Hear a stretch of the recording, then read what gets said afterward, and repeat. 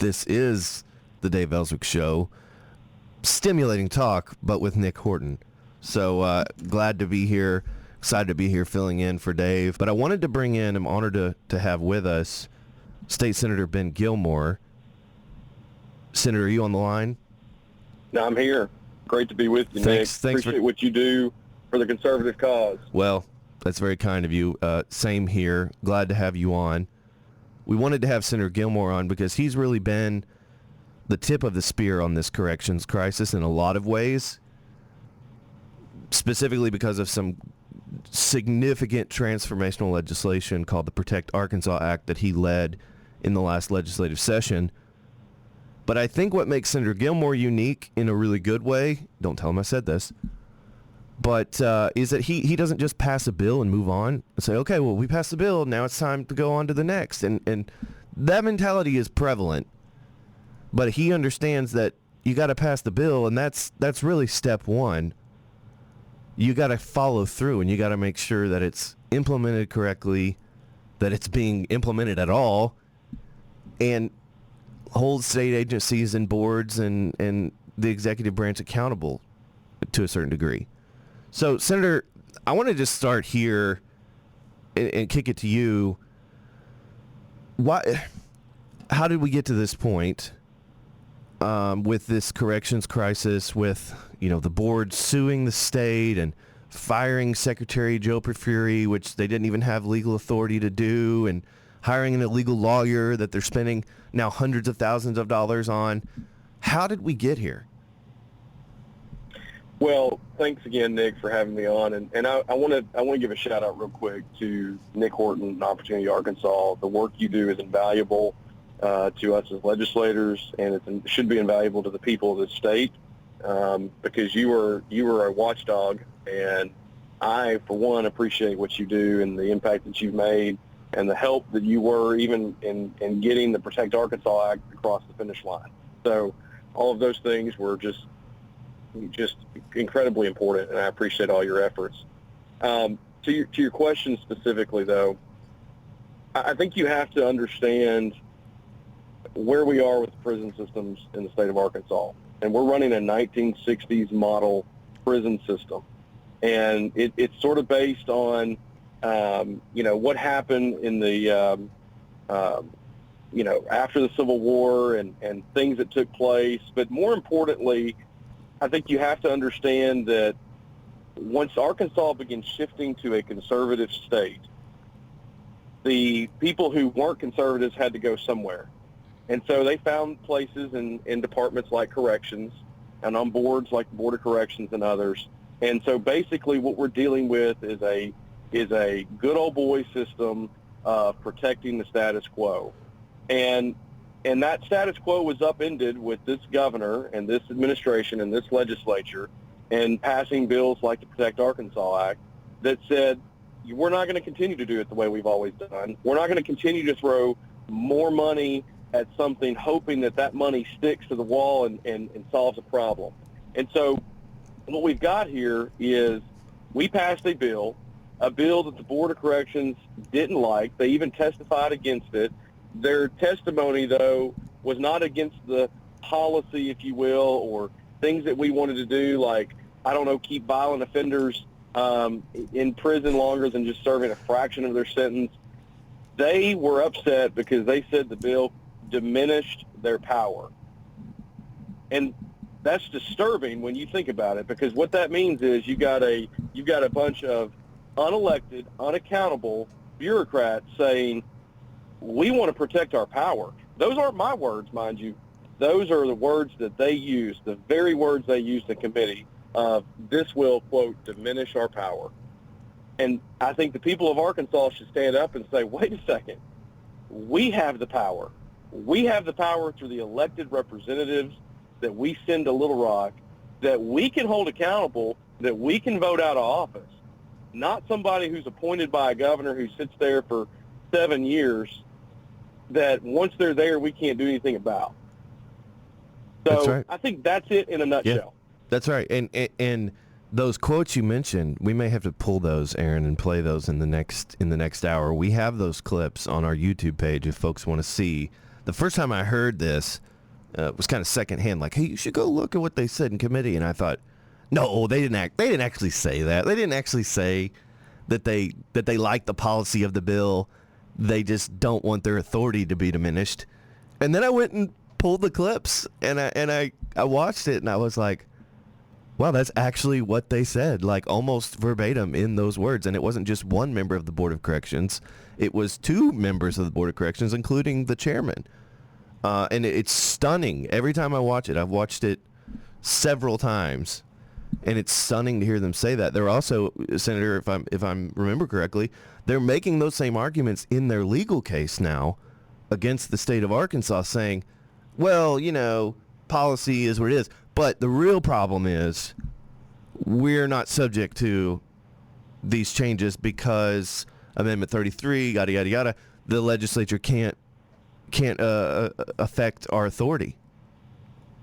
No, that's 100% right. I mean, they're literally calling themselves in their filings, their court filings, the legal documents, they're calling themselves, quote, constitutional officers.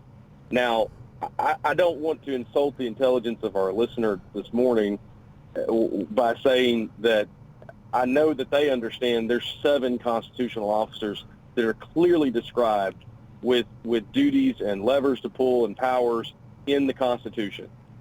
7. Not a rogue board out there that exists.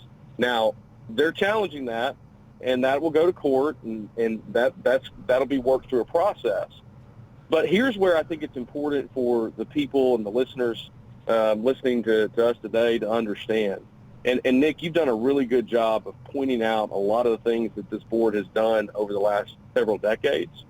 And one of the things in particular is the EPA. And no, I don't mean the Environmental Protection Agency on the federal side in D.C.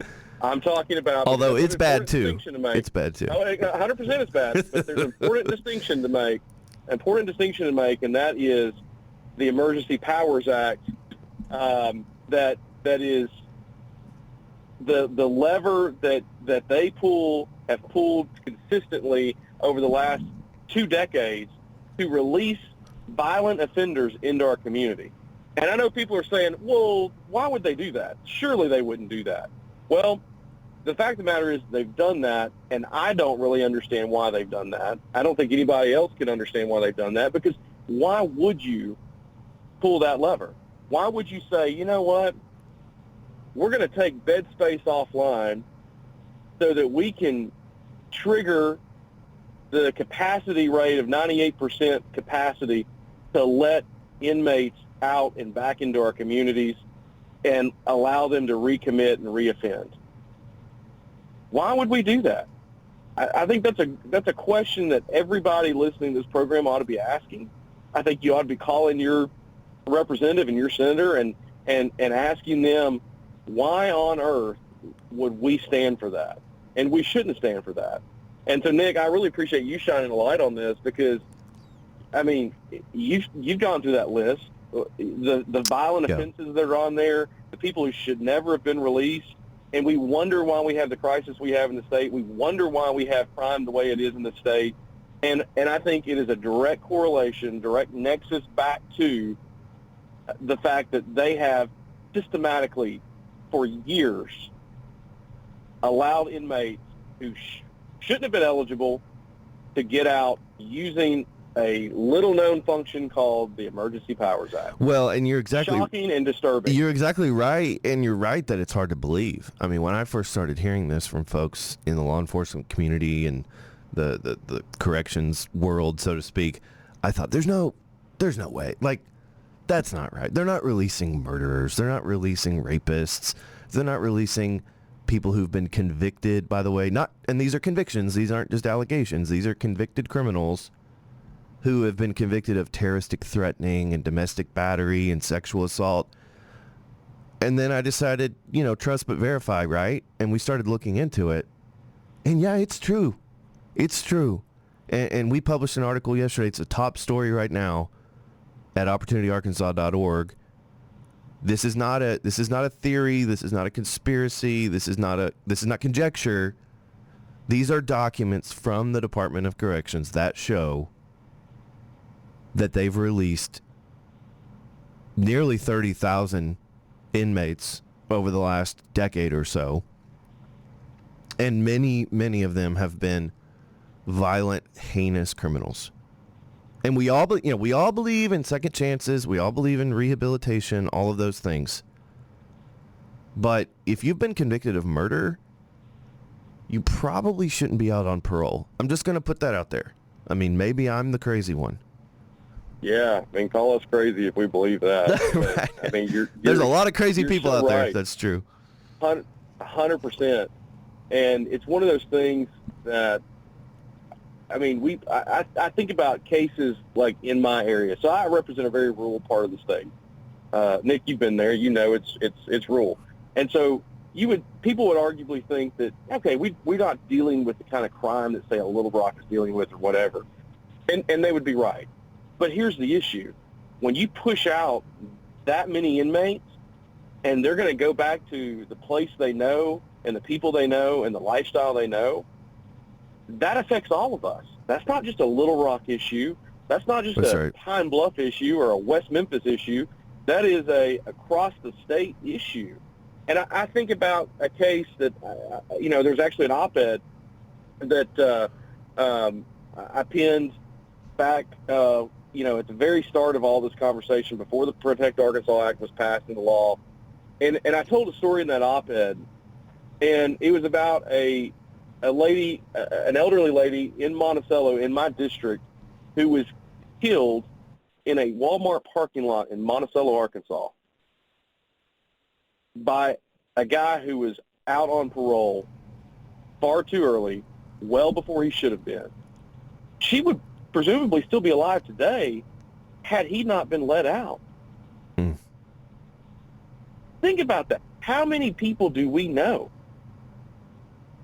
When you start to think about the impact of what does that mean, how many people do we know that wouldn't have had a violent crime perpetrated against them? How many people wouldn't be victims today had they not been using the EPA, the Emergency Powers Act? Yeah. It's shocking. It's disturbing. It's one of those things. It's at such a level in this state that when you think about it, this is the kind of stuff that documentaries are made about, to talk about cover-ups. That's right. And conspiracy theories and everything else. And it's not a conspiracy theory. You've done the research. You've done the facts. I have too. And it's one of those things that when you look at it, it's like it's undeniable what they've done. We're visiting with State Senator Ben Gilmore. We've got to go to a quick break. Senator, can you hang on for one more segment? We've got budget hearings starting at 9 o'clock. All right. So I can hang on for just a few more minutes if I need to. Well, we probably won't be able to keep you through the break then, but I just want to say thank you for coming on and being a part of the show, and for all that you've done to force this issue into the public view, because it's been going on for decades. For whatever reason, it has not gotten the attention it's deserved, and I'm hopeful. I think as bad as it is and as shocking and as horrific as it is, I'm as hopeful as ever that we're going to finally get this fixed, because people are paying attention now in a different way, and that's largely because of you and a lot of the work that you've done. So thank you, and thanks for joining us this morning.